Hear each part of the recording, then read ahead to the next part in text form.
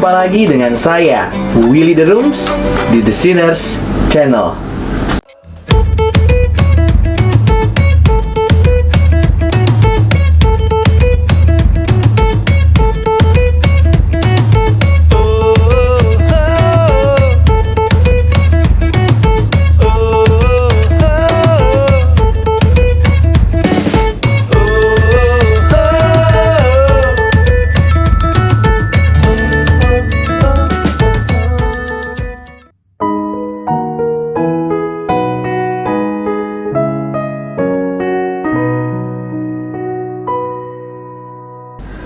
Video ini berupaya menginvestigasi peran yang dimainkan Islam pada terjadinya reformasi gereja abad yang ke-16 yang berlangsung di masa puncak kejayaan kerajaan Islam Ottoman Turki dan di tengah-tengah upaya kerajaan tersebut meluaskan daerah kekuasaannya ke Eropa. Pertemuan-pertemuan dengan Islam dengan cara-cara yang seperti ini melahirkan persepsi-persepsi tersendiri terhadap Islam yang pada tokoh-tokoh reformator seperti Calvin dikaitkan dengan pandangan teologinya.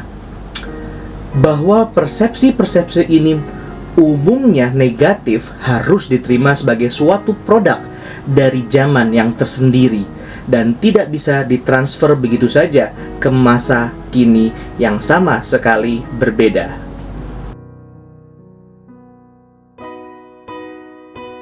Pada zaman sebelum dan cukup lama setelah reformasi, orang-orang di Eropa tidak memakai istilah Islam atau orang Muslim seperti orang pada zaman sekarang. Pada masa itu, istilah-istilah yang dipakai untuk menyebut Islam dan orang Muslim adalah orang-orang Turki atau Turks, orang Saracens, kaum Muhammadan, dan kadang-kadang orang Ismail, atau bahkan disebut kafir. Meskipun secara etnis dan budaya orang-orang tersebut tidak sama, namun karena kurangnya pengetahuan dan pemahaman, maka orang-orang Eropa menyamakan saja semuanya. Orang-orang Saracens misalnya, ini adalah istilah yang diambil dari bahasa Prancis kuno, Sarrazin, yang berasal dari kata Latin Saracenus. Kata ini berasal dari kata Yunani Sarakenos yang diyakini berasal dari kata Arab Sark yang berarti timur atau matahari terbit. Ptolemeus, penulis Yunani kuno, memakai kata itu untuk menyebut orang-orang Syria dan Irak.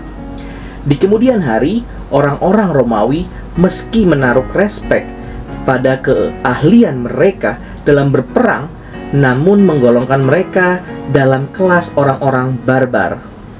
Walaupun demikian, orang-orang Romawi membedakan orang-orang Saracens ini dari orang-orang Arab. Pada masa sebelum, menjelang, pada saat, dan sesudah reformasi, istilah umum yang cukup umum dipergunakan untuk menyebut Islam dan orang Muslim adalah Turks atau orang-orang Turki. Soikut mencatat bahwa di Italia pada masa itu ada ungkapan yang berbunyi Il Farsi Turco yang berarti menjadi seorang Turki.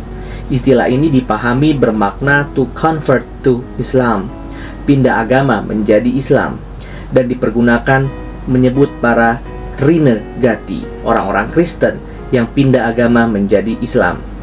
Dalam tulisan-tulisan Luther maupun Calvin, istilah Turks adalah istilah standar yang dipakai untuk menyebut orang Islam dan agamanya.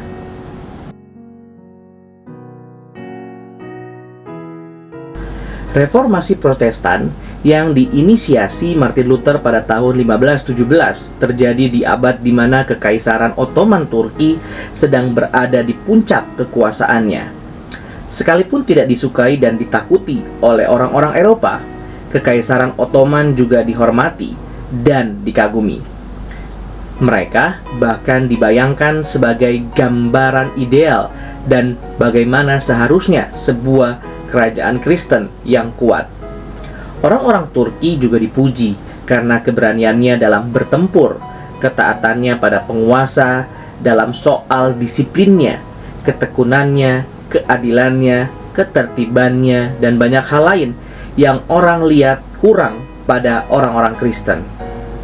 Kekaisaran ini dibangun pada sekitar abad ke-14 oleh seorang panglima perang Turki bernama Osman 1258-1326. Dari puing-puing peradaban Islam di Asia Tengah sampai Barat yang hancur akibat invasi Kekaisaran Mongol pada abad yang ke-13.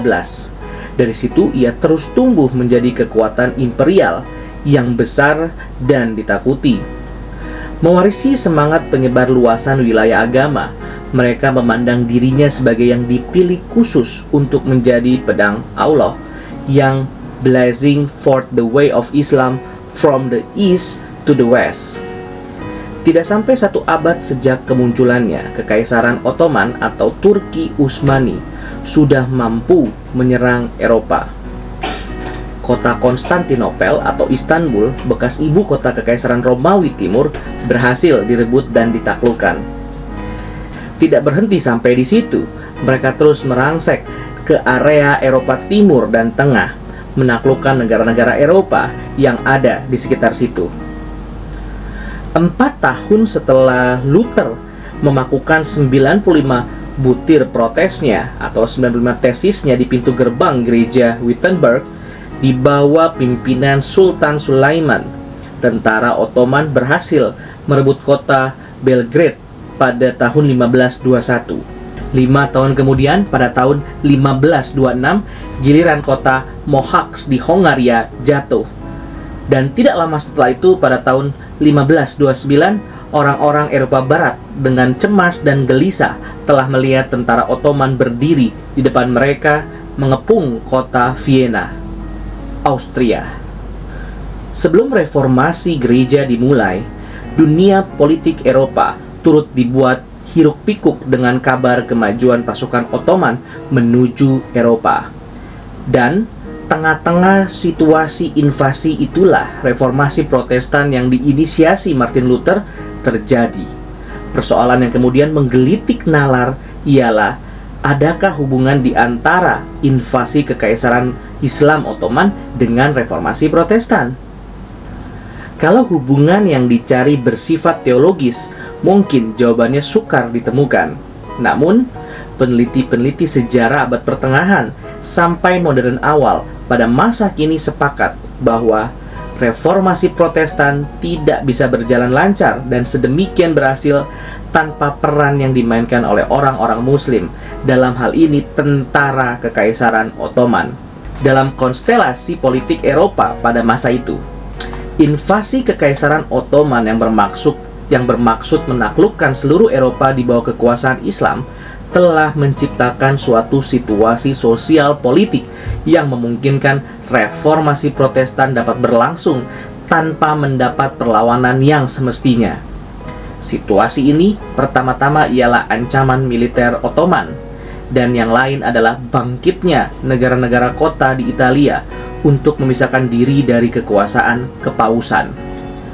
Goffman mencatat bahwa sebenarnya Paus bersama dengan Holy Roman Emperor, Kaisar Charles kelima, telah bersumpah untuk memaksa Luther, Calvin, dan orang-orang Protestan lainnya meninggalkan keyakinan mereka. Namun, ikhtiar yang juga turut dibantu oleh Raja Prancis pertama dari Prancis itu tidak bisa dilaksanakan sepenuhnya, karena di saat yang bersamaan mereka harus berjuang habis-habisan melawan invasi Ottoman dan keadaan yang tengah berlangsung di Italia. Intinya, serangan Ottoman telah menciptakan suatu ruang yang subur bagi Luther dan gerakan reformasi gereja, serta para pendukungnya di Jerman, Swiss, dan lain-lain mendapat pijakan untuk bertahan tumbuh dan terus berkembang.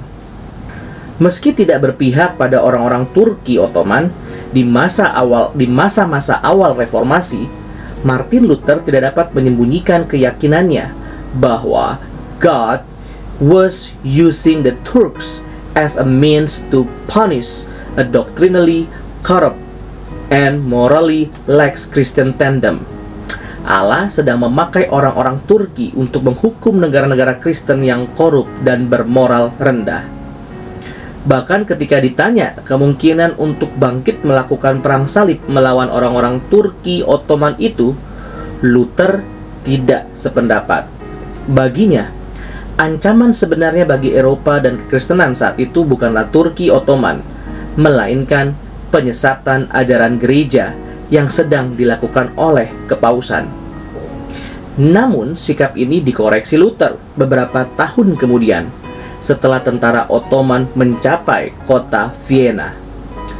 Pada masa inilah terbit tulisannya yang berjudul Against the Turk tahun 1529. Dalam traktat ini, orang-orang Turki berubah menjadi the servant of the devil, who not only devastates land and people with the sword, but lays waste the Christian faith and our dear Lord Jesus Christ.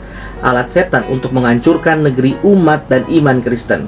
Karena itu, pada masa ini pula ia menyusun katekismus kecil Luther sebagai suatu bahan pelajaran iman yang dapat dipergunakan oleh orang Kristen bila suatu saat nanti Eropa takluk di bawah Islam. Dari sejumlah informasi yang diketahuinya, Martin Luther tampaknya cemas bahwa di bawah kekuasaan Islam akan membuat banyak orang menjadi murtad bila mereka tidak mengerti isi imannya. Maka mulai saat ini dan selanjutnya dalam reformasi Protestan, Islam dan orang-orang Muslim benar-benar dipersepsi sangat negatif.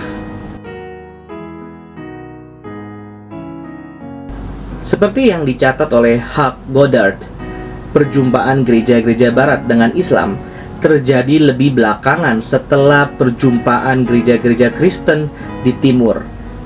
Namun, perbedaan yang muncul di antara keduanya, apakah itu dalam soal bahasa Yunani versus Latin, konteks intelektual yang berbeda, arah yang ditempuh dalam berteologi, dan faktor-faktor lain yang menciptakan perbedaan-perbedaan, membuat yang satu tidak dapat belajar dengan baik dari yang lain. Perjumpaannya yang lebih awal dengan Islam telah membuat gereja-gereja di Timur telah memiliki apa yang disebut Goddard Christian Interpretation of and Response to Islam. Namun hal itu menjadi tidak termanfaatkan dengan baik oleh saudara-saudaranya di Barat. Gereja-gereja di Barat dapat dikatakan akhirnya menyusun sendiri interpretasi dan respon-responnya terhadap Islam yang berangkat dari situasi kontekstualnya sendiri. Perjumpaan orang-orang Eropa Barat dan orang-orang dari Timur sudah terjadi jauh sebelum Islam lahir pada abad ke-7 di Jazirah Arab. Perjumpaan ini menghasilkan sebuah persepsi tersendiri tentang orang lain, the other from dari Timur itu, dan sekaligus mempengaruhi persepsi orang Eropa Barat sendiri tentang dirinya, the self. Persepsi ini tidak pernah baku.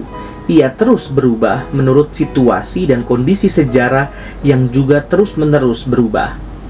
Setelah Islam muncul dan seiring dengan makin meningkatnya frekuensi dan bentuk interaksi yang dimasuki dengan orang-orang Islam, persepsi orang-orang Barat Kristen tentang Islam pun turut mengalami perubahan. Perjumpaan signifikan orang-orang Eropa Barat dengan Islam dimulai pada penaklukan Spanyol pada awal abad ke-8. Penaklukan itu membuat seluruh semenanjung Iberah berada di bawah kekuasaan Islam. Tidak berhenti sampai di situ saja, tentara-tentara Islam terus merangsek ke utara sampai pernah mencapai jarak sekitar 200 km selatan Paris. Gerakan militer sejauh itu membawa Islam ke dalam kesadaran orang-orang Eropa Barat. Namun dari kejadian-kejadian yang terjadi di Spanyol inilah, respon-respon orang-orang Eropa Barat terhadap Islam, menurut Goddard, dibentuk dan persepsi tentang Islam sebagai ancaman mulai diformulasikan. Orang-orang Eropa Kristen Barat yang hidup sebagai taklukan kekhalifaan Umayyah di Cordoba, Spanyol, adalah warga negara kelas 2 berstatus dhimmi yang dilindungi dan ditoleransi agamanya. Mereka boleh beribadah dengan bebas, namun harus membayar pajak khusus untuk orang non-muslim yang bernama jizyah, serta menerima sejumlah pembatasan untuk urusan-urusan ibadah di muka umum. Berada di dunia Islam membuat mereka terisolasi dari dunia Kristen. Mereka bahkan menjadi tidak tahu bahasa Latin, bahasa resmi gereja di zaman itu. Di saat yang sama, mereka juga diam di suatu wilayah di mana peradaban Islam begitu jauh meninggalkan peradaban Eropa. Perkembangan sains, filsafat, seni, literatur, arsitektur, dan lain-lain juga meninggalkan Eropa Kristen Barat.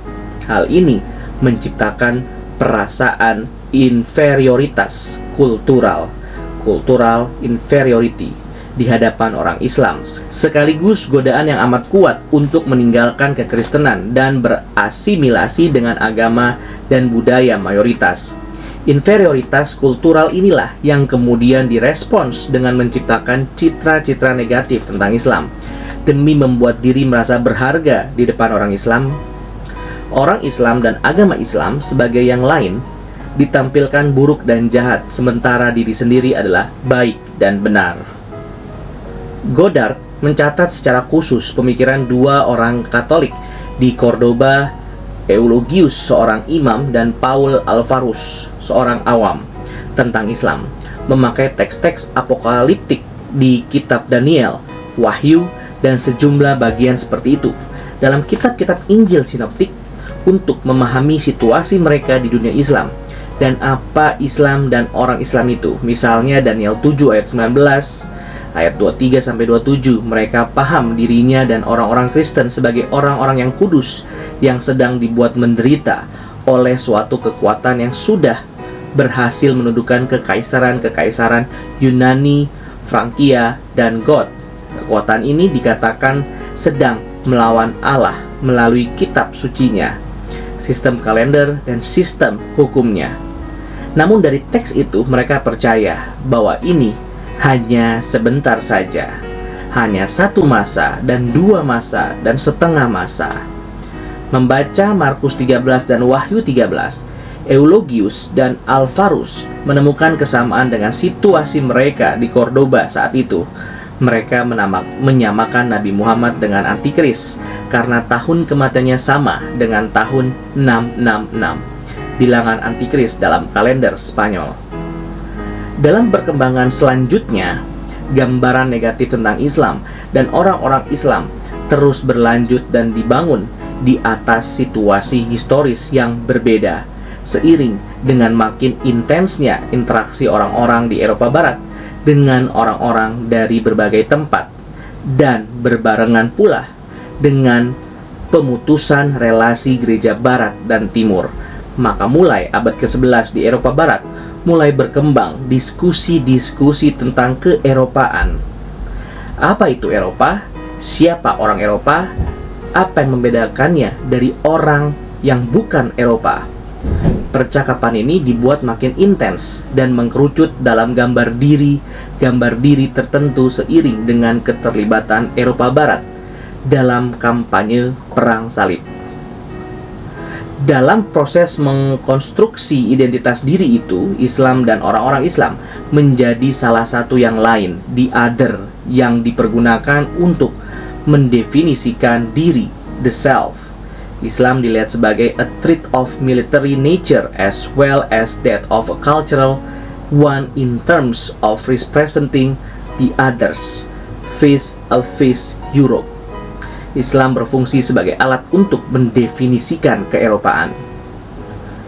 Pada abad ke-16 dan 17, Eropa Barat menghadapi tantangan baru dengan Islam, seiring dengan ekspansi kekuasaan yang dilakukan oleh Kekaisaran Ottoman Turki. Jatuhnya kota Konstantinopel tahun 1453, ibu kota Kekaisaran Romawi Timur, benteng Kristen di daerah timur, menimbulkan kegelisahan tersendiri di kalangan rakyat dan penguasa Eropa. Sedangkan serangan demi serangan ke Eropa membawa kekuatan Ottoman mampu mendapatkan wilayah Balkan dan sejumlah wilayah di Eropa Tengah. Pada tahun 1529 dan 1683, mereka bahkan sempat masuk menyerang Eropa Barat dan mengepung kota Wina Austria. Dalam situasi permusuhan seperti ini, citra buruk dan negatif tentang orang Muslim dan Islam tercipta dan berkembang subur. Blanks dan Fresto menulis demikian.